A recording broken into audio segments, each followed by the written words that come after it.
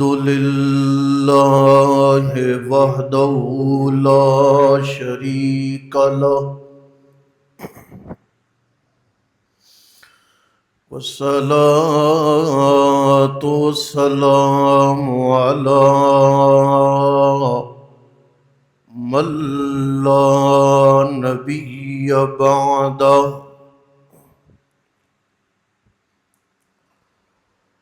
وعلى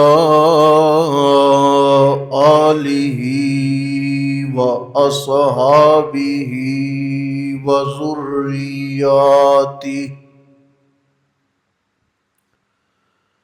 وأهل بيته وعترته والناس أجمعين.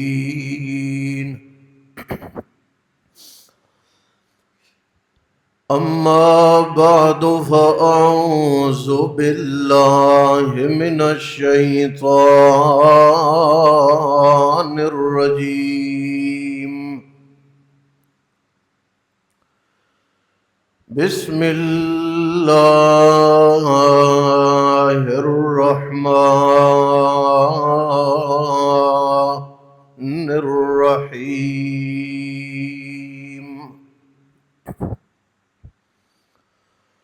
وَقَضَى رَبُّكَ أَلَّا تَعْبُدُوا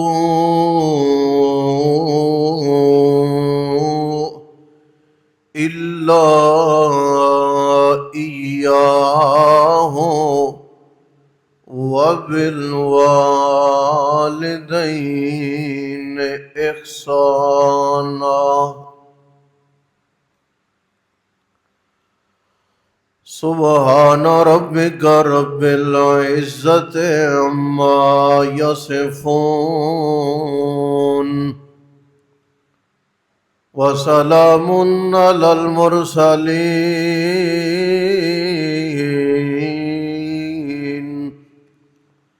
والحمد لله رب العالمين. اللهم صل على محمد وعلى آل محمد كما صليت على إبراهيم وعلى آل إبراهيم إنك حميد مجيد. اللهم بارك على محمد وعلى آل محمد كما باركت على إبراهيم وعلى آل إبراهيم إنك حميد مجيد. سورت بنی اسرائیل کی آیت مبارکہ میں نے تلاوت کی ہے، اور اس کائنات میں جو انسان کی اہم ترین ضروریات ہیں ان میں سے ایک اہم نقطے کی نشاندہی کی گئی ہے، اور وہ اہم اور نمایاں نقطہ ہے ادب والدین کا. یقین کریں قرآن کریم نے جو انداز، جو لہجہ، جو طریقہ کار ان آیات میں ہم مسلمانوں کی تعلیم و تربیت کے لیے اختیار فرمایا ہے، اور قصص و واقعات نہ ہوں، احادیث مبارکہ میں تذکرے نہ بھی ہوں، قرآن کریم کی دیگر آیات میں یہ مضمون نہ بھی ہو تب بھی ایک نوجوان کے لیے قرآن کریم کی آیات کا یہ اسلوب کافی و شافی ہے کہ اللہ تعالی نے پہلی بات جو بیان فرمائی وَقَضَىٰ رَبُّكَ، یہ تیرے رب کا فیصلہ ہے۔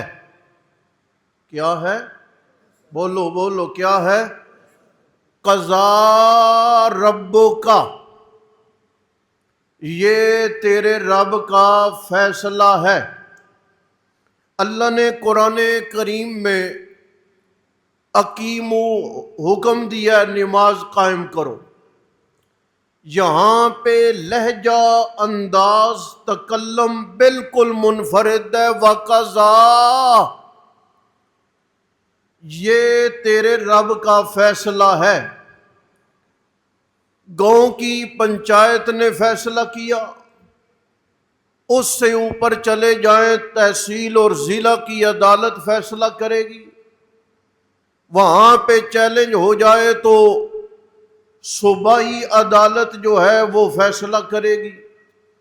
آپ کو وہ منظور نہیں، آپ تھوڑا آگے چلے جائیں اور ملک کی سب سے بڑی طاقتور عدالت کے پاس پہنچے، چیلنج کیا ہے آپ نے ضلع اور پنجاب کی عدالتوں کے فیصلے کو، وہاں پر فیصلہ ہو گیا۔ اب آپ کے پاس اور کوئی عدالت نہیں کہ آپ پاکستان کی عدالت کے فیصلے کو چیلنج کر دیں۔ اللہ فرماتے ہیں قضا، یہ کائنات کی عدالت کے فیصلے نہیں، میرا فیصلہ، اور میں اللہ کے فیصلے کو کسی بھی عدالت میں چیلنج نہیں کیا جا سکتا۔ انداز دیکھیں نا، رنگ بدلا ہوا ہے۔ یا اللہ کیا فیصلہ ہے تیرا؟ دیکھیں آپ، اور عجیب انداز اور عجیب رنگ ہے، وہ بھی سنیں۔ وَقَضَىٰ رَبُّكَ أَلَّا تَعْبُدُوا إِلَّا إِيَّاهُ، میں پروردگار عالم کا فیصلہ یہ ہے کہ اللہ تعبدوا الا ایاہ، کہ تم نے اس کائنات میں عبادت صرف میں اللہ کی کرنی ہے، میرے سوا کسی اور کو عبادت کے قابل، منت پکار کے قابل نہیں سمجھنا، نظر و نیاز کے قابل بھی نہیں سمجھنا، طواف کے قابل بھی نہیں سمجھنا، میرے سوا کسی اور کو میری صفتوں میں شریک اور حصے دار بھی نہیں بنانا۔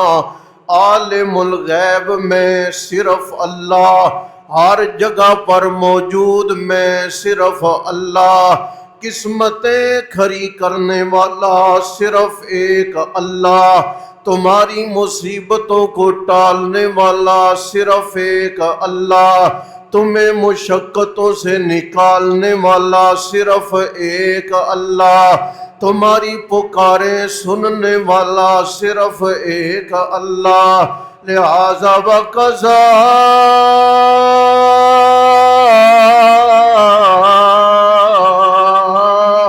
ربک،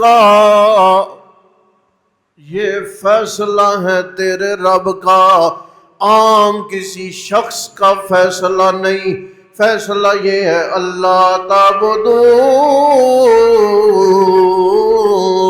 الا ایاہ، اس کی عبادت پہ قائم و دائم رہنا ہے، اسی کی طرف تم نے اپنے سارے تعلقات وابستہ کر کے رکھنے ہیں، کسی اور کی طرف تم نے عبادت کا رخ نہیں کرنا، کسی اور کو عبادت کے اہل نہیں سمجھنا، کسی اور کی عبادت نہیں کرنی، کسی اور کی عبادت کا تصور بھی اپنے دل میں پیدا نہیں کرنا۔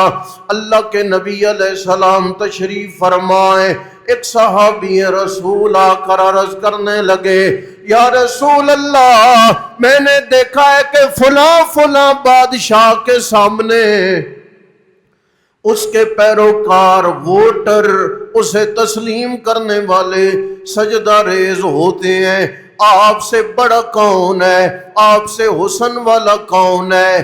آپ سے زیادہ تعلیم والا کون ہے؟ آپ سے زیادہ رتبے والا کون ہے؟ آپ سے زیادہ شان اور وصفوں والا کون ہے؟ اجازت عنایت فرما دے کہ آپ کے سامنے سجدہ کیا جائے۔ اللہ کے نبی علیہ السلام نے فرمایا، اے میرے صحابی، اگر میں اللہ کے سوا کسی کو سجدے کی اجازت دیتا، سن رہے ہو، اگر میں اللہ کا پاک پیغمبر پروردگار عالم کے سوا کسی اور کے سامنے جھکنے کی اجازت دیتا تو میں عورت کو کہتا کہ وہ اپنے شوہر کے سامنے سجدہ کرے، بیوی کو کہتا وہ اپنے گھر والے کے سامنے سجدہ کرے، اور گھر والی کو میں نے گھر والے کے سامنے سجدہ ریز ہونے کی اجازت نہیں دی۔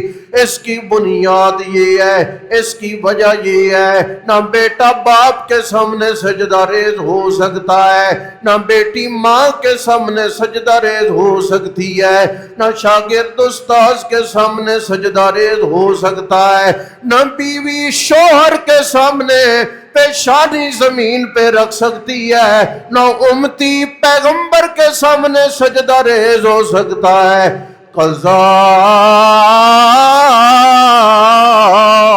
ربک اللہ تعبدوا الا ایہ، اٹل بات یہ ہے، دو ٹوک بات یہ ہے، حتمی بات یہ ہے، نہ بدلنے والی بات یہ ہے کہ ہر وقت سجدے کے لائق صرف کون ہے؟ دوسرا فیصلہ، اللہ تعالیٰ نے فرمایا وَبِالْوَالِدَيْنِ احسانا، والدین کے ساتھ تمہارا برتاؤ عمدہ ہونا چاہیے، شائستہ انداز، مہذب انداز، ستھرا انداز، نرم لہجہ، عمدہ انداز گفتگو۔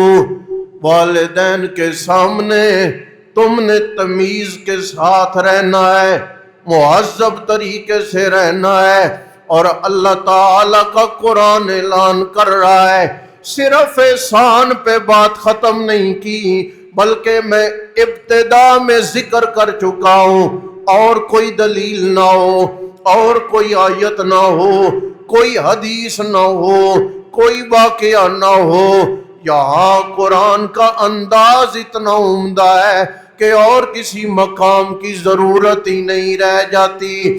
اللہ کریم نے فرمایا والدین کے ساتھ عمدہ سلوک کرو، اما یبلغن عندک الکبر احدہما او کلاہما فلا تقل لهما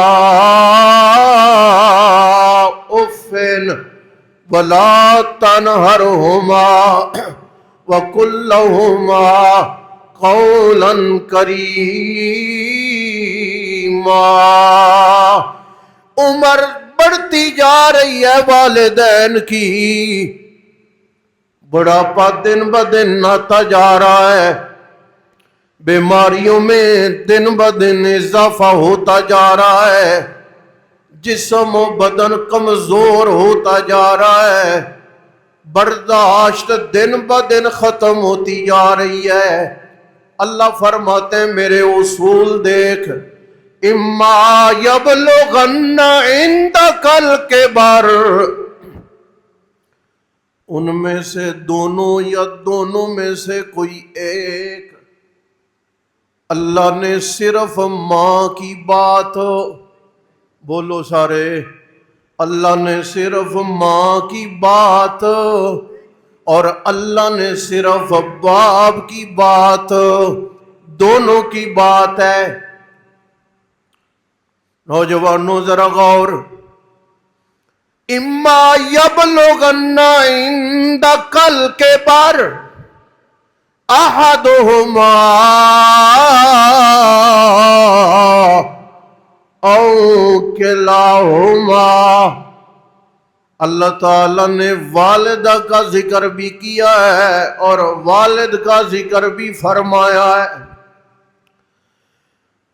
تپتی گرمی میں اپنی جوانی کے ایام گزارنے والا، کما کما کے تمہیں مکان مہیا کرنے والا باپ ہے، گاڑی لے کر دینے والا باپ ہے، تم نے موبائل عمدہ لے لیا ہے، پیچھے کمانے والا باپ ہے، تم نے بائک لے لی ہے، تمہیں سرمایہ مہیا کرنے والا باپ ہے، لیکن تیری بدسلوکی یہ ہے، باپ کی کمائی سے گاڑی لے لینے کے بعد کہتا ہے یہ میری ماں کی دعا ہے۔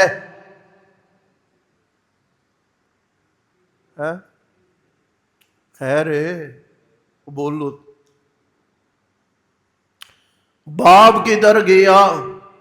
جس نے قربانی دی ہے وہ کدھر گیا؟ جس نے مشقتیں اٹھائی ہیں وہ کدھر گیا؟ جس نے اپنے مالکوں سے گالیاں برداشت کی ہیں وہ باپ کدھر گیا؟ جس نے ڈیوٹیاں دی ہیں وہ باپ کدھر گیا؟ جس نے اپنی خوشیاں تیری خوشیوں کی خاطر قربان کر دی ہیں وہ باپ کدھر گیا؟ باپ کی کمائی سے خرچ کر کے کہتا ہے یہ سب میری ماں کی دعا ہے، نہ یہ ظلم نہ کیا کر، ماں کی دعا اثر رکھتی ہے، اس میں شک کی گنجائش نہیں ہے، ماں کی دعا میں بڑا وزن ہے، اس میں شک کی گنجائش نہیں ہے۔ حضرت بایزید بستانی رحمت اللہ تعالی علیہ ولیوں میں بڑا نام ہے حضرت کا، ماں بیمار ہے، آدھی رات کے وقت ماں نے آواز دی ہے بیٹے مجھے پانی چاہیے، حضرت بایزید بستانی رحمت اللہ تعالی علیہ اٹھے، پانی لیا اور ماں کے قریب پہنچے، دیکھا تو ماں آنکھ لگ گئی ہے، ماں سو گئی ہے۔ توجہ کر رہے ہو؟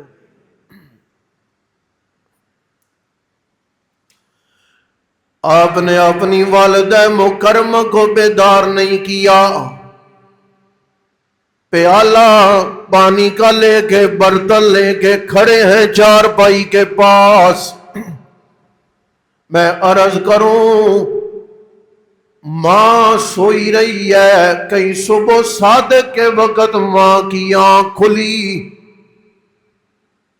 بایزید کیوں کھڑے ہو؟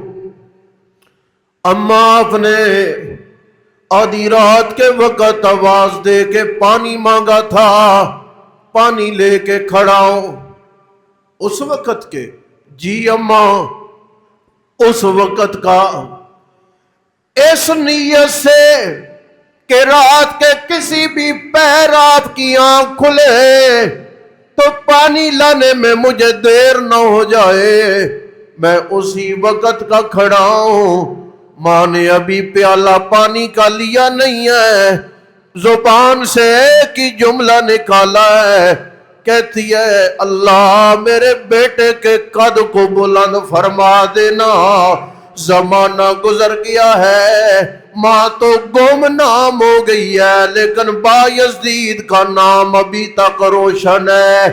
ماں کی دعا کی بڑی اہمیت ہے، بڑا قد ہے، بڑا مقام ہے۔ حضرت موسیٰ علیہ السلام نے دعا کی ہے، پروردگار خدایا مجھے دکھا جنت میں میرا رفیق کون ہے جس نے جنت میں میرے ساتھ رہنا ہے۔ اللہ کریم نے فرمایا میرے موسیٰ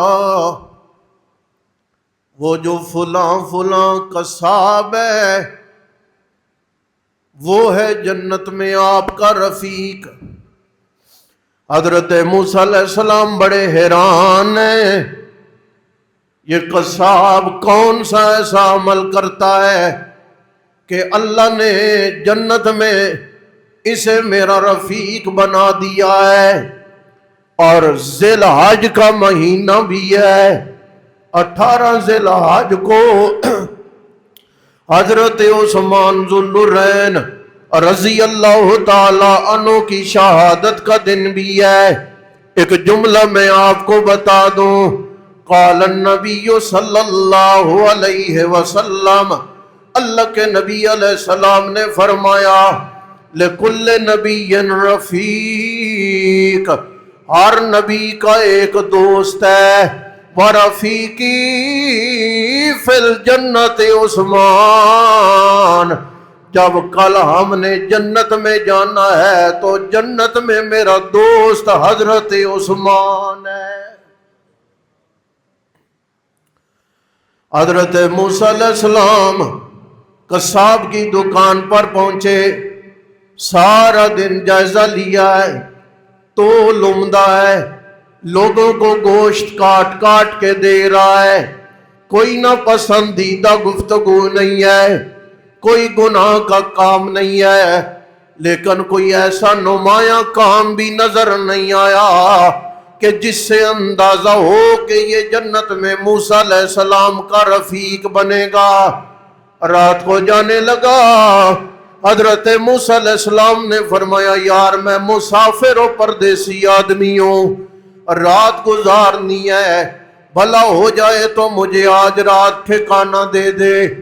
قصاب نے موسیٰ علیہ السلام کو ساتھ لیا ہے، گھر میں پہنچا، حضرت موسیٰ علیہ السلام نے دیکھا بوڑھی ماں گھر میں موجود ہے۔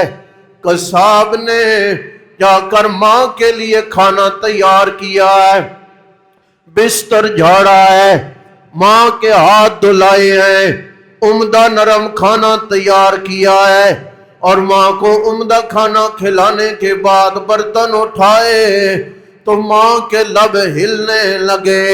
حضرت موسیٰ علیہ السلام، آپ جملہ سنیں نوجوانوں، پتہ نہیں آپ ادب کرتے ہو یا نہیں کرتے، پتہ نہیں والدین سے عمدہ بولتے ہو یا نہیں بولتے، لیکن جملہ ضائع نہ کیجئے گا۔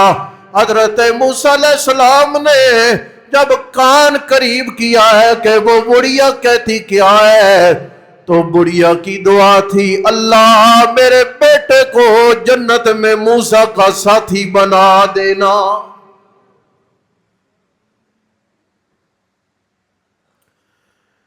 ماں کا احترام اپنا ہے لیکن والد کو الگ نہ کرو۔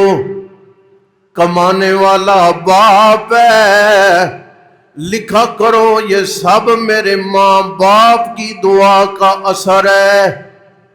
کس کا؟ اور سارے بول لو کس کا؟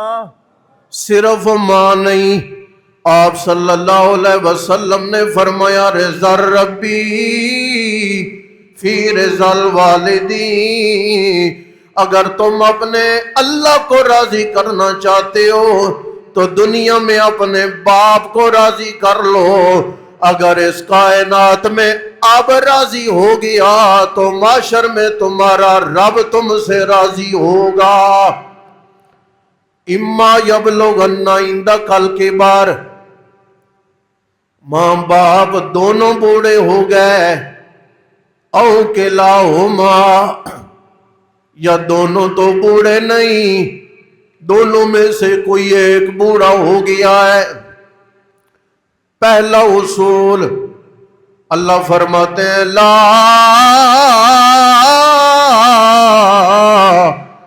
تقل لهما اوفن، اف نہیں کہنا۔ اف کیا ہے؟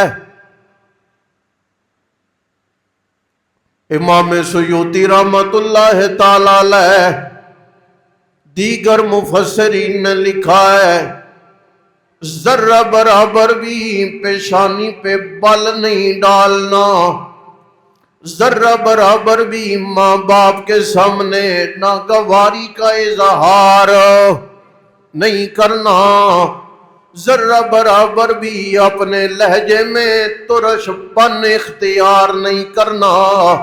لا تقل لهما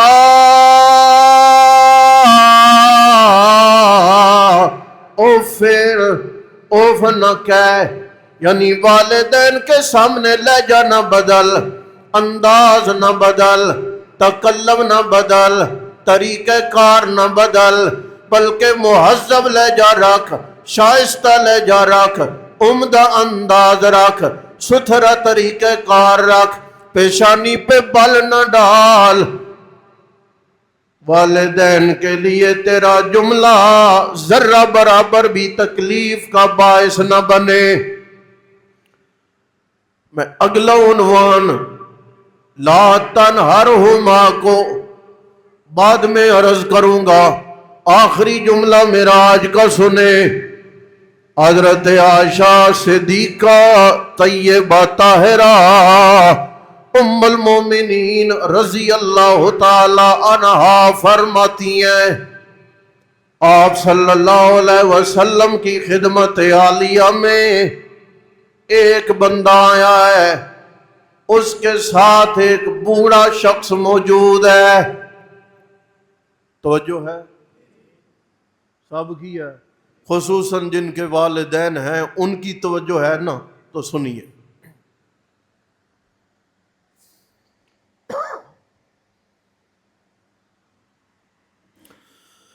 آپ صلی اللہ علیہ وسلم کی خدمت عالیہ میں ایک جوان ہے، بوڑھا باپ اس کے ساتھ موجود ہے۔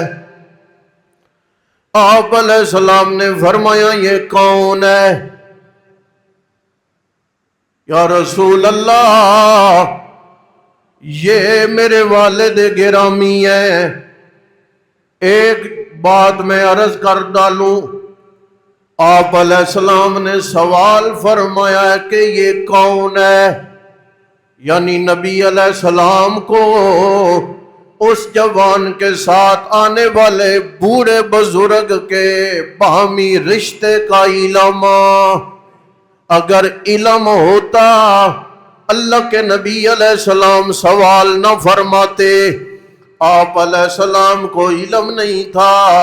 یہی تو ہمارا عقیدہ ہے، ہمارا نظریہ ہے کہ لوگوں ہر وقت ہر شے کا علم رکھنے والا صرف کون ہے؟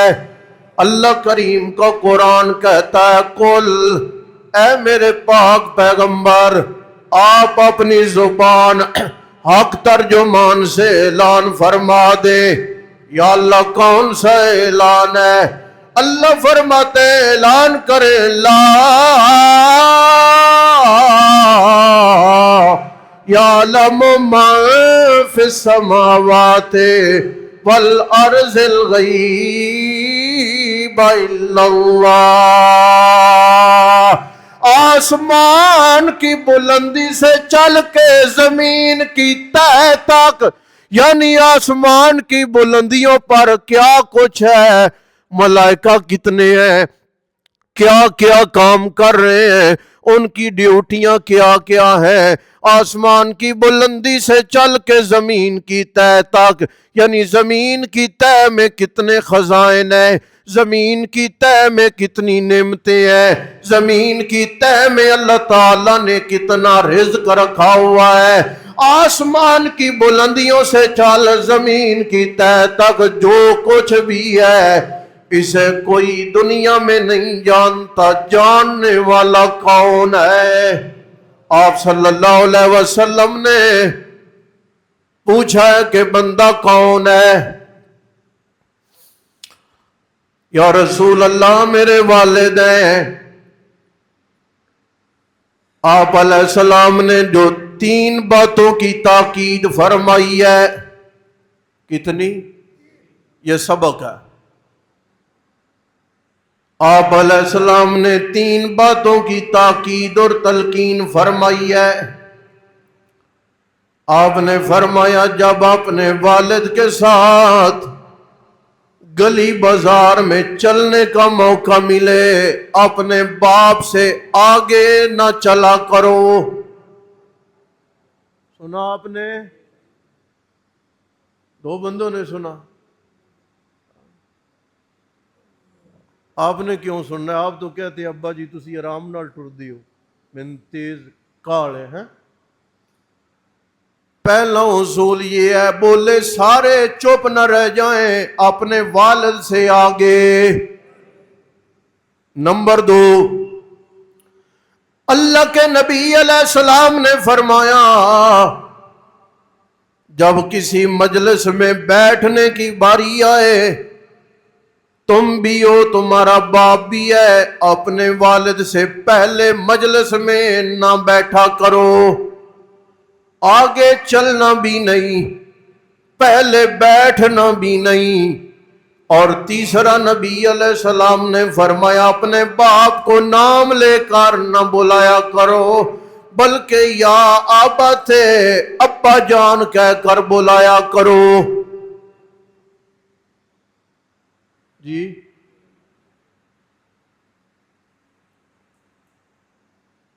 میں یہاں پہ پڑھے لکھے دوستوں سے عرض کروں گا، اگر آپ 2-4 جماعتیں پڑھ جانے کے بعد اپنے سادہ طبیعت کا والد کا تعارف معاشرے میں نہیں کرواتے تو آپ پڑھے لکھے نہیں ہیں، بلکہ آپ جاہل ہیں۔